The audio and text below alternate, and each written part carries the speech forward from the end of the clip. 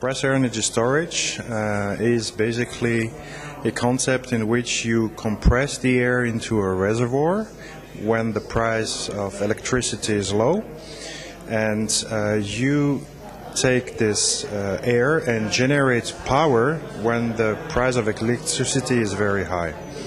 So it's a technology which has been developed more than 40 years ago, and there's been a lot of enhancements since then. It's a technology based on a mechanical component, so it's basically technology used for large size storage. So we're talking from a couple of hundred of megawatt hours up to a gigawatt hours level. And today this technology has been having a lot of momentum, because there is in a lot of countries great investments in renewable energies, in wind and solar energy. For example, in China they're investing, building up 20 gigawatts of wind every year, about. Target is 200 gigawatts. And Germany decided to double up their renewable energy within the next 8 years. Now, this whole amount of renewable energy will have an impact on the stability on the grid because of congestion problem, because of transmission problem.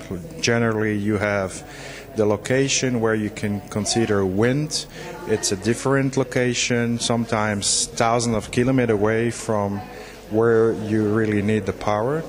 So you need to stabilize the grid, and energy storage is one of the methods. And if we talk about large scale, compressed air energy might be the solution. Compressed air energy storage today, has been considering some improvement compared to what has been built 35 years ago. It allows you to have great efficiencies. We're talking about efficiency of 56%.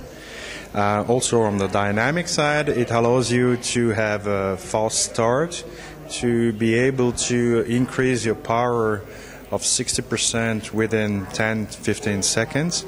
So it also has some features which can cope with renewable energy, with smart grids, and the integration of those two concepts.